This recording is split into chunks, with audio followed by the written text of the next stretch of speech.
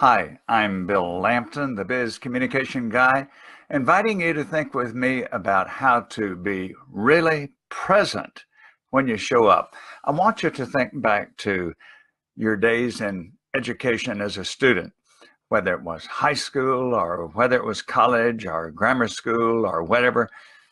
There were many times, I suppose, in your case, as there were in mine, when a teacher would call the roll and you would answer that you were there. But were you really there? If you were like me, there were many times you weren't really there. You were thinking about the upcoming football game for the weekend, the date you had tonight, what was going to happen this summer. You looked out the window and saw the beautiful early days of spring. No, you weren't there. You'd answer that you were there, but you weren't. Now, on a more serious level, contemporary level, there are many times when we really want to be there when we are present. This could be a job interview. It could be a networking event. It could be a sales call. It could be a group meeting. There are many times when we are there physically, but are we there mentally and emotionally?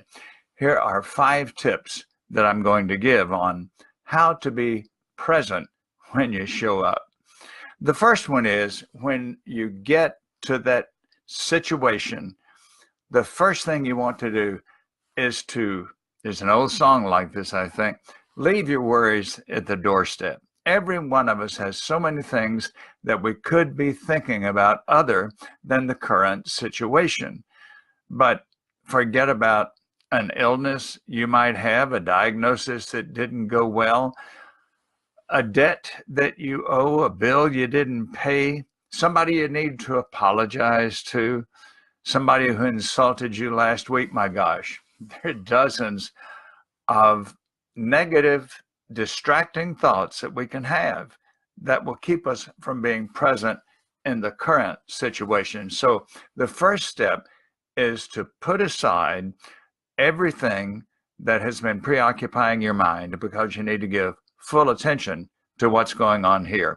The second step, speaking of putting aside, is to put aside your cell phone.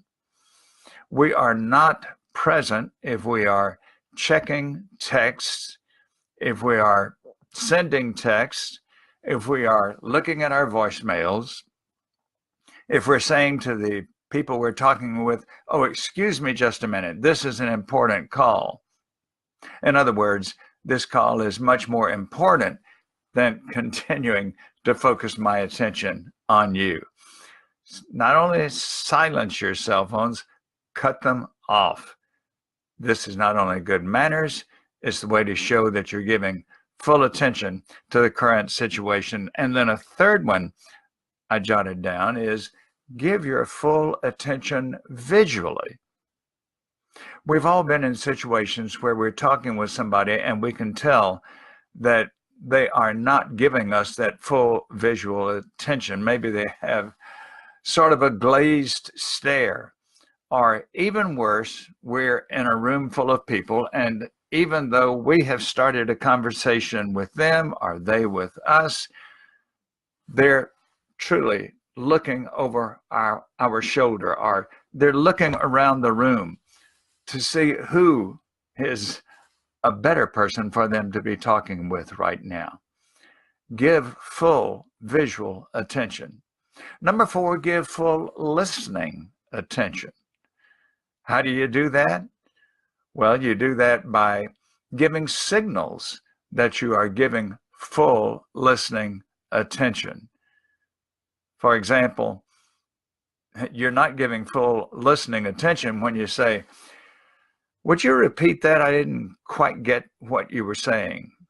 Or if your answer to what they said is completely off topic, give full listening attention, and that will show that you're there 100%.